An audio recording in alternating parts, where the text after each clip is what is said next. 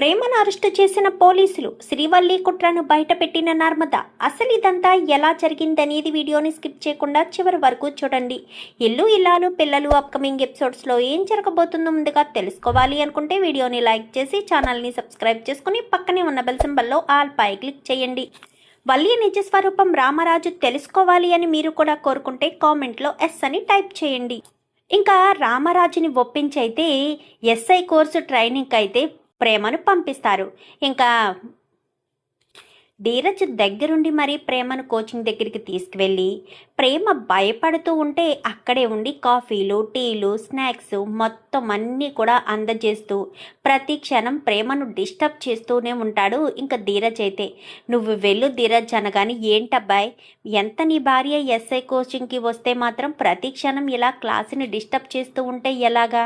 తనంతా తినడం మీదే ధ్యాస ఉంటుంది తప్ప నేను చెప్పే లెసన్స్ మీద తన ధ్యాస ఎక్కడుంటుంది అని చెప్పనేసరికి సారీ సార్ అంటూ ఇంకా ధీరజ్ అయితే బయటికి వెళ్ళిపోతాడు. ప్రేమ మొత్తం క్లాస్ అంతా కూడా విన్న తర్వాత తన టైం అంతా పీరియడ్ అయిపోయిన తర్వాత బయటకు వస్తూ ఉన్న సమయంలో ప్రేమకైతే ఒక అన్నోన్ పర్సన్ నుంచి కాల్ వస్తుంది.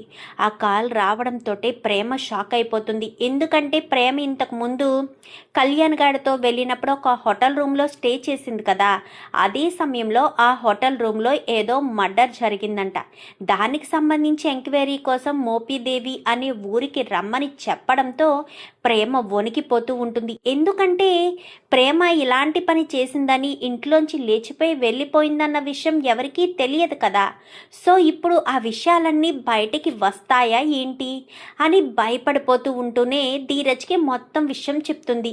చెప్పేసేసరికి ధీరజు వాళ్ళు స్టార్ట్ అయ్యి మోపిదేవి ఊరు వెళ్తూ ఉండగానే మధ్యదారిలో నర్మదికి ఫోన్ చేసి చెప్పడం, నర్మద వెళ్ళి బుజ్జమ్మకు చెప్పడం, ఇదంతా కూడా జరిగేసరికి ఇదేదో పెద్ద సమస్య అయ్యేటట్టుందే. నాకు చాలా భయంగా ఉంది. ఇంట్లో వాళ్ళకి విషయాలేమీ తెలియదు. ఇప్పుడు మనం ఏం చేయాలి అని చెప్పి ఇంకా టెన్షన్ పడుతూ బుజ్జమ్మ ఉండేసరికి, వాళ్ళు వెళ్తున్నారు కదత్తయ్య, మీరేం కంగారు పడకండి, ప్రేమ ధీరజ్ ఇద్దరు క్షేమంగానే తిరిగి వచ్చేస్తారు, మీరేం టెన్షన్ పడకండి అత్తయ్య అని చెప్పి మాట్లాడేసరికి, ఏమోనే నాకు చాలా భయంగా ఉంది అంటూ బుజ్జమ్మ అంటుంది. ఇంకా అలా బుజ్జమ్మ అంటూ ఉండగానే వీళ్ళిద్దరూ కూడా అక్కడికి దగ్గరికి వెళ్తూ ఉంటారు.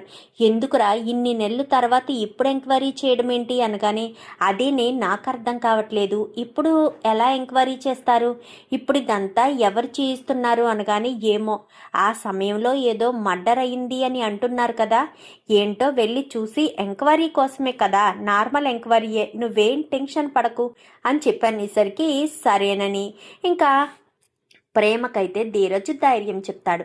ధైర్యం చెప్పేసరికి మళ్ళీ ఆ నెంబర్కి కాల్ చేసి ఎక్కడికి రమ్మంటారో అడుగు అనగానే, పలానా చోటికి రమ్మని చెప్పడంతో ఇంకా అక్కడికి వెళ్తారు. నమస్తే సార్ అని చెప్పాను కానీ నువ్వెవరు అనగానే, నా భార్య అని చెప్పనేసరికి, నువ్వు 8 నెలల క్రితం మోపిదేవి ఊర్లో ఒక హోటల్లో స్టే చేసావా, అదే హోటల్లో ఆ రోజే నువ్వున్న టైంలోనే మర్డర్ జరిగింది, అందుకే ఆ రోజు ఉన్న వాళ్ళందరినీ ఎంక్వైరీ చేస్తున్నాము అని చెప్పనేసరికి, అసలు నువ్వు అక్కడికి ఎందుకు వచ్చావు, రావాల్సిన అవసరం ఏంటి, అయినా రిసెప్షన్లో కళ్యాణ్ అనే పేరుంది, నీ పేరు కళ్యాణ అని చెప్పనేసరికి, అది అనేసరికి, ఒకసారి నీ డ్రైవింగ్ లైసెన్స్ ఇవ్వు అనగానే డ్రైవింగ్ లైసెన్స్ ఇస్తే అందులో ధీరజ్ అని ఉంటుంది. నీ పేరు కళ్యాణ్ కాదు ధీరజ్, మరి కళ్యాణ్ అన్న అతనితో హోటల్ రూమ్లోకి రావడం ఏంటిదంతా అంటే, నువ్వే కావాలని ఏదో ప్లాన్ ప్రకారం అక్కడికి వచ్చారా, నువ్వు ఆ కళ్యాణ్ ఇద్దరూ కలిసే ఆ మర్డర్ చేశారా అంటూ పోలీసులు కాస్త తిమ్మిని బమ్మిని చేసి మొత్తానికైతే ప్రేమను అరెస్ట్ చేసేస్తారు.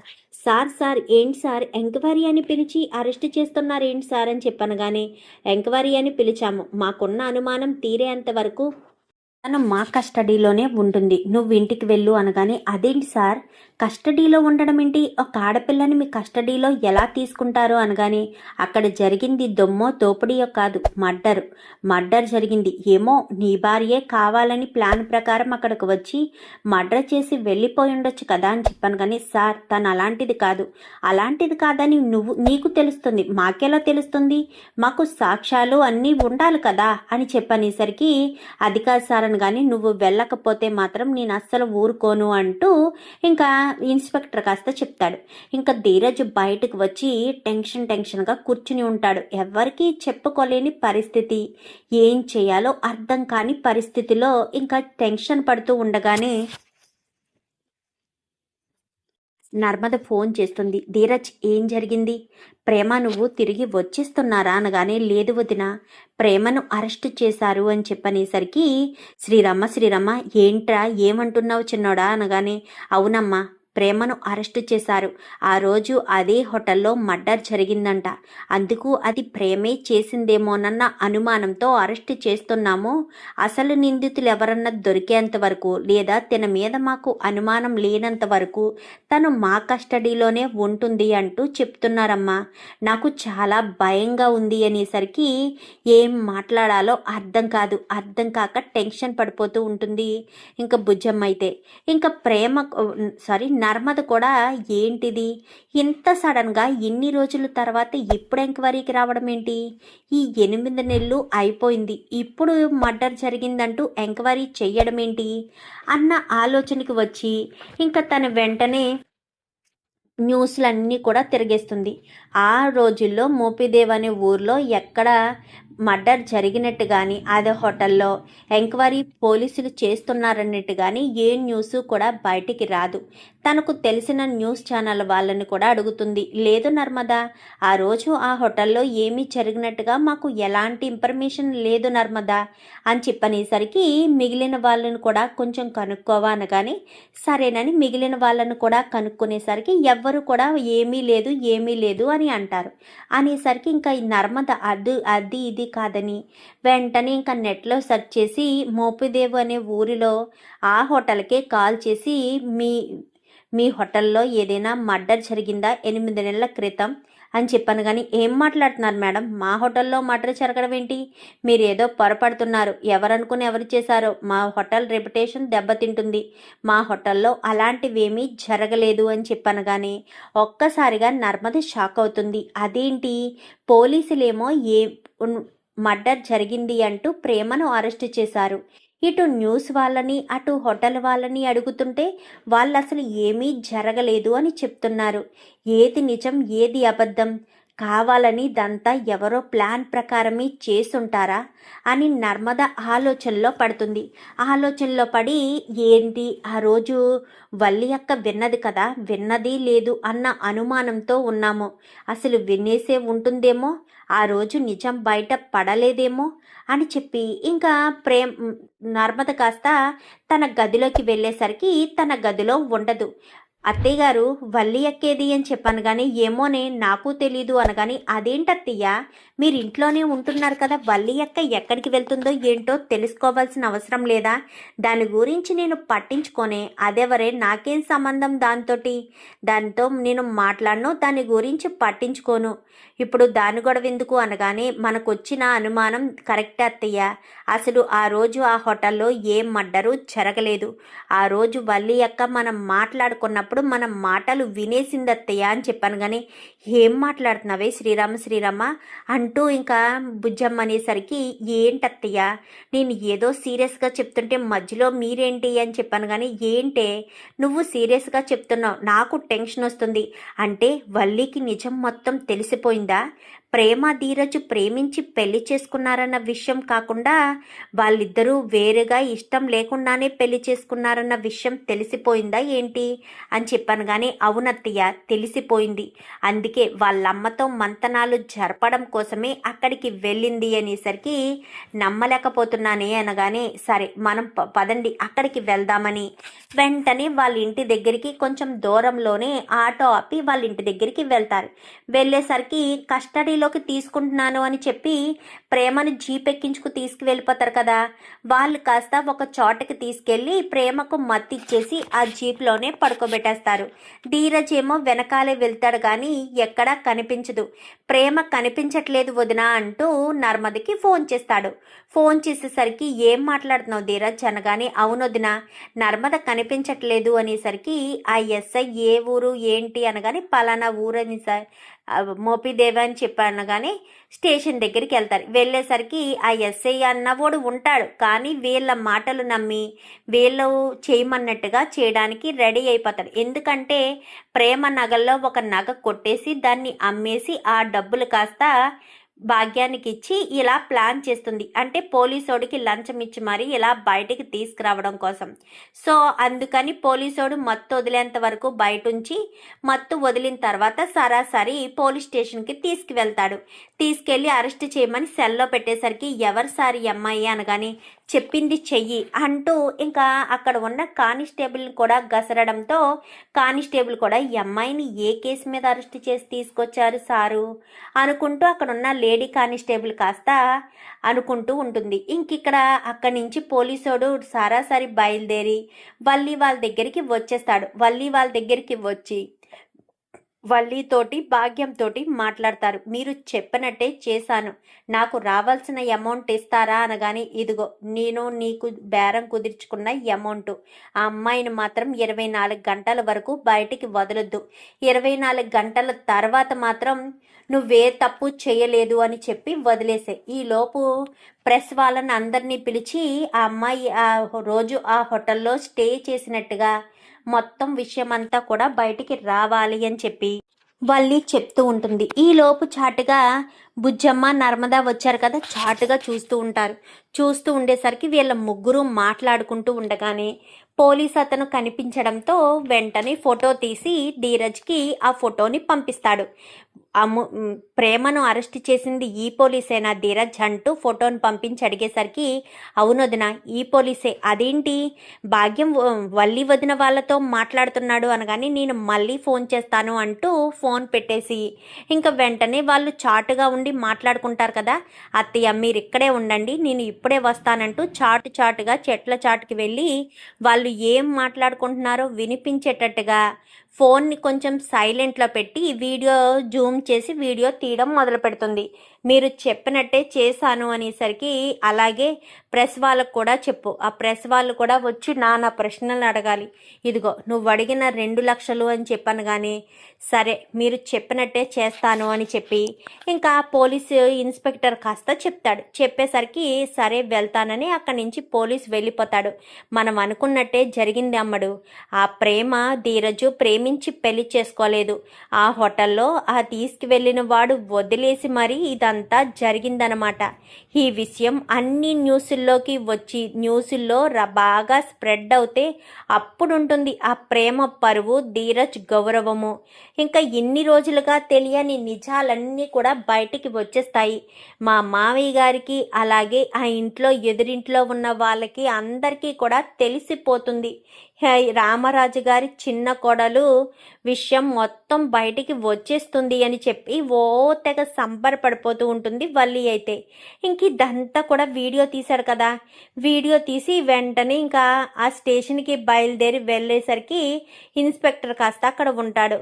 ఇంకా అక్కడ ఉండేసరికి ఏంటి వదిన మీరేంటి ఇలా వచ్చారు అని కానీ ఇన్స్పెక్టర్ ఎక్కడ అని కానీ ఇప్పుడే లోపలికి వెళ్ళాడు వదిన అని చెప్పనేసరికి అవునా సరే ఒక్క నిమిషం ఇక్కడే ఉండు ధీరజ్ అంటూ లోపలికి వెళ్ళి ఇన్స్పెక్టర్కి ఆ వీడియోని చూపిస్తుంది.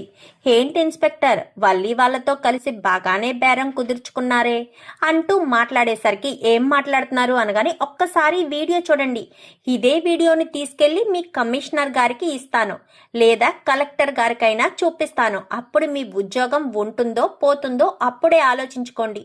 2 లక్షల కోసం కక్కుర్తిపడి ఒక ఆడపిల్ల జీవితాన్ని నలుగురిలో నవ్వుల పాలు చేయాలని చూస్తారా? మిమ్మల్ని ఎట్టి పరిస్థితుల్లో వదిలిపెట్టను. మీరు ఎలాగా ఇప్పుడు ప్రెస్ వాళ్ళని పిలుస్తారు కదా, పిలవండి వాళ్ళకే ఈ వీడియోని చూపిస్తాను అనేసరికి మేడం వద్దు మేడం అనగానే అసలు ఎందుకు ఇదంతా చేశారు అనగానే మేడం వాళ్ళే నా దగ్గరికి వచ్చారు 8 నెలల క్రితం పలానా హోటల్ రూమ్లో ఏం జరిగింది ఏంటి అంటూ ఎంక్వైరీ చేయడం మొదలుపెట్టారు. అప్పుడే నేను వాళ్ళు చెప్పినట్టు చేస్తే నాకు 2 లక్షల రూపాయలు ఇస్తానని వాళ్ళు చెప్పడం వల్లే నేను చేశాను మేడం, అంతే తప్ప నా తప్పేమీ లేదు మేడం అంటూ చెప్పడంతో వాళ్ళు చెప్తే మాత్రం ఒక ఆడపిల్ల జీవితాన్ని నలుగురిలో నవ్వుల పాలు చేయడానికి మీకు సిగ్గనిపించట్లేదా? ఎంతో గౌరవమైన పోలీస్ అధికారంలో ఉన్నారు, పోలీసులు ప్రజల్ని కాపాడాలి కానీ ఇలాంటి పిచ్చి పని చేసి ప్రజల పరువుని ప్రజల మానాన్ని తీస్తారా? ఒక ఆడపిల్ల మీ చెల్లెల్లాంటిది కాదా? అలాంటి ఆడపిల్లని తీసుకొచ్చి అరెస్ట్ చేస్తారా? డబ్బు కోసం ఏం చేయడానికైనా దిగజారిపోతారా? చిచి, పోలీసుల మీద అంటేనే గౌరవం పోతుంది అని చెప్పనేసరికి సారీ మేడం ఆ వీడియోని అనేసరికి ముందు ప్రేమను అరెస్ట్ చేసింది కాస్త రిలీజ్ చేసి తీసుకురండి అనేసరికి కానిస్టేబుల్స్ అని చెప్పడంతో వెంటనే ప్రేమను రిలీజ్ చేస్తారు. రిలీజ్ చేసి తీసుకొచ్చేసరికి అక్క అంటూ పట్టుకుని ఏడుస్తుంది. ఏం కాదు ప్రేమ, నేను ఉన్నాను కదా, నేను చూసుకుంటాను, నువ్వేం టెన్షన్ పడకు, అర్థమవుతుందా అని చెప్పాను. కానీ వెంటనే ఎవరైతే ఫోన్ చేశారో వాళ్ళకి గట్టిగా బుద్ధి చెప్పండి, వాళ్ళని అరెస్ట్ చేయండి, అప్పుడు మీరు మంచి పోలీస్ అని అర్థం చేసుకుంటాను, లేదంటే మాత్రం ఈ వీడియోని బయట పెట్టాల్సిన పరిస్థితి వస్తుంది అనగానే వద్దు మేడం వద్దు అంటూ ఇంకా ఇన్స్పెక్టర్ కాస్త బ్రతిమెల్లాడి అక్కడి నుంచి ప్రేమకు సారీ చెప్పి బయటికి పంపించేస్తాడు. ఇంకా బయటికి వచ్చేసిన తర్వాత ధీరజ్ అంటూ ప్రేమ ధీరజ్ను హత్తుకుంటుంది. హత్తుకునేసరికి ఏమైంది వదినా అనగానే ఒక్కసారి వీడియో చూడు ధీరజ్ అంటూ వీడియోని చూపించేసరికి వల్లి వదిని ఇదంతా చేసిందా? అయినా వల్లి వదిని క్షమించి మనం తప్పు చేశాం వదిన, అందుకే ఎలాంటి పిచ్చి పనులు చేస్తుంది. ఒక ఆడపిల్ల ఆ ఇంటి కోడలే కదా, ఇలాంటి పని చేస్తే ఆ ఇంటి పరువు పోతుంది అని ఆలోచించిందా? ఒక ఆడపిల్ల జీవితం నలుగురిలో నవ్వుల పాలవుతుంది అని కూడా ఆలోచించే ఇంగిత జ్ఞానం కూడా లేదా? ఆ తల్లి కూతుర్లు ఎలాంటి వాళ్ళో నీకు తెలియదు ధీరజ్, వాళ్ళని మనం చాలా తక్కువ అంచనా వేశాము. ఇదే వీడియోని తీసుకెళ్లి అత్తయ్యకి చూపిద్దాం, అత్తయ్యే కదా, వాళ్ళ గురించి బయట పెట్టొద్దు అంటూ మన చేతిలో చేయి వేసుకుని మరీ ప్రామిస్ చేయించుకున్నారు. అందుకే వాళ్ళ అత్తయ్యకే చూపిద్దాము అని చెప్పి ఇంకా నర్మద, ప్రేమ, ధీరజ్ ముగ్గురు కూడా ఇంటికి వచ్చేస్తారు. అత్తయ్య అంటూ ప్రేమ బుజ్జమ్మను పట్టుకుని ఏడుస్తూ ఉంటుంది. ఏం జరిగిందే, అసలు ఎలా విడిపించుకు తీసుకొచ్చావే అనగానే అసలు మీకు బుద్ధి లేదు అత్తయ్య, మీరు చేయడం బట్టే ఇదంతా జరిగింది అనేసరికి శ్రీరామ ఏమంటున్నావే, నేనేం తప్పు చేశాను? మీరు చేసిన తప్పు వల్లే అత్తయ్య ఇదంతా జరిగింది, లేదంటే ఇంత జరిగే పని లేదు. ఆ వల్లిని క్షమించి ఇంటికి తీసుకురావడమే మీరు చేసిన అతి పెద్ద తప్పు అంటూ మాట్లాడడంతో వల్లిని క్షమించి తీసుకురావడం వల్ల తప్పు జరగడం ఏంటే అనగానే ఒక్కసారి ఈ వీడియో చూడండి, మీకే అర్థమవుతుంది. వల్లిని క్షమించి తీసుకురావడం వల్ల జరిగిన తప్ప లేక ఏ తప్పో తెలుస్తుంది అంటూ వీడియోను కాస్త చూపించడంతో ఒక్కసారిగా షాక్ అవుతుంది బుజ్జమ్మ. అయితే ఏంటే ఇది అనగానే అవును మరి, కోడల్ని క్షమించి ఇంటికి తీసుకొచ్చారు కదా మీ పెద్ద కోడల్ని, అందుకే ఆ రోజు మనం నలుగురు మాట్లాడుకోవడం కాస్త మీ పెద్ద కోడలు విని ఇంత నిర్వాకం చేసింది, కావాలనే ఇరికించేసి ఆ పోలీసుల చేత ప్రేమను అరెస్ట్ చేయించింది. ఇప్పుడు సంతోషంగా ఉంది అత్తయ్య, ఇప్పుడు హ్యాపీగా ఉంది అత్తయ్య అని చెప్పనేసరికి నాకేం తెలిసే ఇలా చేస్తుందని, మీరు చాలా తక్కువ అంచనా వేశారు వల్లి అక్కని. వల్లి అక్క గుండెలు తీసిన బంటు, ఎలాంటి పని చేయడానికైనా వెనకాడదు. తనకేమీ కాకపోతే ఏం చేయడానికైనా దిగజారిపోతుంది. అంతలాంటి మనిషి, అలాంటి మనిషిని నమ్మి మీరు ఇంటికి తీసుకొచ్చినందుకు గాను ఎంత బాగా చేసిందో చూశారు కదా మీ మేనకోడలి జీవితం విషయంలో అని చెప్పనేసరికి దాన్ని మాత్రం ఎట్టి పరిస్థితుల్లో వదిలిపెట్టనే అంటూ బుజ్జమ్మ కాస్త అనేసరికి ఈలోపు వల్లి ఆ ఇన్స్పెక్టర్ నుంచి తప్పించుకుని ఇంటికి వచ్చేస్తుంది. ఎందుకంటే అక్కడ నర్మద తనను వదిలేశాము అని చెప్తాడే తప్ప నర్మద వాళ్ళ వల్లే వదిలేశాము అన్న విషయాన్ని చెప్పనివ్వదు నర్మద. అందుకని ఏమీ తెలియనట్టుగా తనేమీ చేయలేనట్టుగా ఇంటికి వచ్చేసరికి ఎక్కడికి వెళ్ళావే అంటూ బుజ్జమ్మ అడుగుతుంది. అది అత్తయ్య నేను గుడికి వెళ్ళాను అనేసరికి ఏంటి గుడికి వెళ్ళావా? మరి చేతిలో గుడికి వెళ్తే కొబ్బరిగా కానీ అట్టుపళ్ళు కానీ ఉండాలి కదా, ఏమీ లేవేంటే అని చెప్పనేసరికి అది అత్తయ్య అంటూ ఇక ఎంతగానో టెన్షన్ పడుతూ ఉన్న సమయంలో బుజ్జమ్మ 2 అడుగుల్లో వెళ్ళి వల్లి చంప పగలగొడుతుంది. అత్తయ్య నేనేం తప్పు చేశాను అని చెప్పాను కానీ తప్పేం చేశావో నీకు తెలియదేంటే? నువ్వేం తప్పు చేశావో నీకు తెలీదా? తప్పుల మీద తప్పులు చేయడం, మోసాలు చేయడం నీకు బాగా అలవాటైపోయిందే. ప్రేమ ఏం తప్పు చేసిందే? ప్రేమను అరెస్ట్ చేయించావు. ఇక్కడ విషయాలు ఆ రోజు ఏమీ వినలేనట్టుగా చెవిలో బ్లూటూత్ పెట్టుకుని పాటలు వింటున్నాను అంటూ ఇన్ని నాటకాలాడి మొత్తానికి ప్రేమ ధీరజు ఈ విషయాలన్నీ బయట పెట్టాలని చూసావు కదే. ఒక్క క్షణం కూడా నువ్వు ఇంట్లో ఉండడానికి వీల్లేదు. నిన్ను క్షమించి ఇంట్లోకి తీసుకురావడం నేను చేసిన పెద్ద తప్పు. ఇప్పుడే నా భర్తకు అన్ని విషయాలు చెప్పేస్తాను. నిన్ను ఒక్క క్షణం కూడా ఇంట్లో ఉండనివ్వను అంటూ ఏమండి అంటూ రామరాజుని పిలిచేసరికి లోపల నుంచి బయటికి వస్తాడు రామరాజు. బయటికి రావడంతో ఏంటి బుజ్జమ్మ ఏమైంది అనగాని, ఈ వల్లి గురించి మీకు తెలియని నిజాలు చాలానే ఉన్నాయండి అనేసరికి, ఏం మాట్లాడుతున్నావు బుజ్జమ్మ, ఆ రోజు కూడా అలాగే అన్నావు, వల్లి గురించి విషయాలు ఉన్నాయి అని చెప్పి. అయినా ఆ రోజు కూడా ఆ మాట మాట్లాడి ఏమీ లేవు అన్నట్టు చెప్పావు. ఇప్పుడు కూడా అదే మాట అంటున్నావు. ఏంటి బుజ్జమ్మ అసలు ఏమున్నాయి? వల్లి గురించి నేను తెలుసుకోవాల్సిన నిజాలు ఏమున్నాయి అనగాని, చాలానే ఉన్నాయండి. వల్లి గురించి చాలా తక్కువ అంచనా వేశాము. ఎట్టి పరిస్థితుల్లో తనని తప్పుడు మనిషిగా అనుకున్నాము. ఎందుకంటే వల్లి చాలా దారుణమైన మనిషి. వల్లిని తక్కువగా అంచనా వేసి ఇంత మోసం చేస్తుందని కలలో కూడా అనుకోలేదు అనగాని, ఏం మాట్లాడుతున్నావు బుజ్జమ్మ, అసలు నువ్వు మాట్లాడేదేమీ నాకు అర్థం కావట్లేదు అనగాని, చెప్తానండి, అంతా చెప్తాను.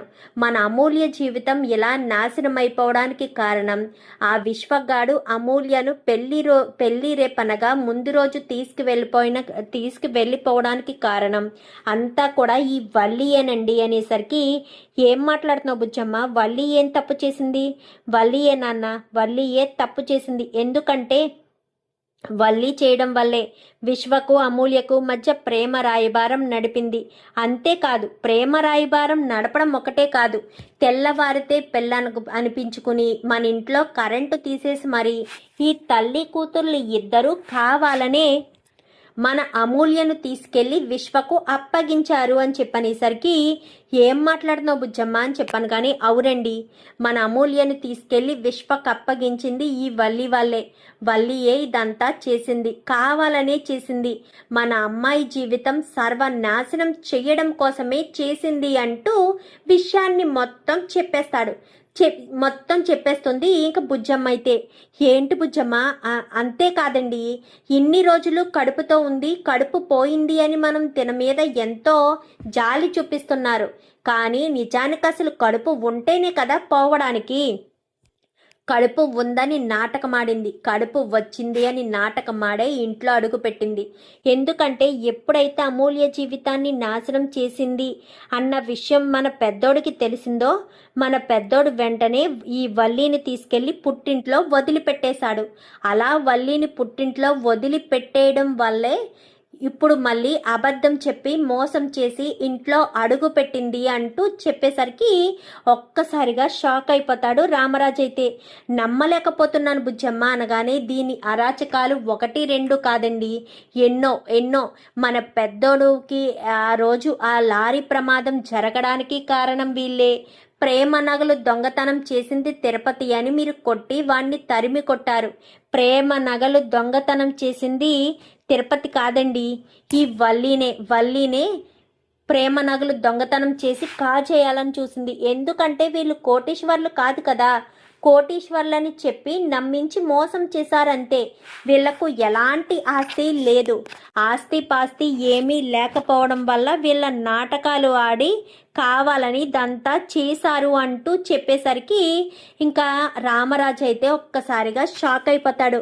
మరి ఇంకా ఎలాంటి దాన్ని ఇంట్లో ఉండనిస్తావా బుజ్జమ్మ అనగానే, ఒక ఆడపిల్ల కదా, ప్రాణాలు తీసుకుంటే మనకే పాపం చుట్టుకుంటుందని ఆ రోజు నూతిలో దూకిన దాన్ని ధీరజ్ కాపాడి మరీ ఇంటికి వచ్చేటట్టు అందరం మరొక అవకాశం ఇచ్చి వాళ్ళ పుట్టింటికి వెళ్ళడానికి వీల్లేదని వార్నింగ్ ఇస్తే, ఇక్కడ విషయాలన్నీ వాళ్ళ పుట్టింటికి చేరవేసి పుట్టింట్లో మంతనాలు జరిపిస్తుందండి ఈ వల్లి అంటూ రామరాజుకి మొత్తం విషయం చెప్పేస్తారు. రామరాజు అయితే వల్లి విషయంలో ఒక ఊహించని నిర్ణయం తీసుకుంటాడు. చూద్దాం మరి రాబోయే ఎపిసోడ్స్లో ఇలాగే జరిగి ఆ ఊహించిన నిర్ణయం ఏంటి, వల్లికి ఇంకా ఈ ఇంటికి ఎలాంటి సంబంధం లేకుండా చేయడమేనా ఊహించిన నిర్ణయం? చూద్దాం మరి రాబోయే ఎపిసోడ్స్లో ఏం జరుగుతుందో. వీడియో నచ్చితే లైక్ చేసి ఛానల్ని సబ్స్క్రైబ్ చేసుకుని పక్కనే ఉన్న బెల్ సింబల్లో ఆల్ పై క్లిక్ చేయండి. ఎలా చేయడం వల్ల మేము పెట్టే ప్రతి వీడియో నోటిఫికేషన్ రూపంలో ముందుగా చూడగలుగుతారు. Thank you for watching.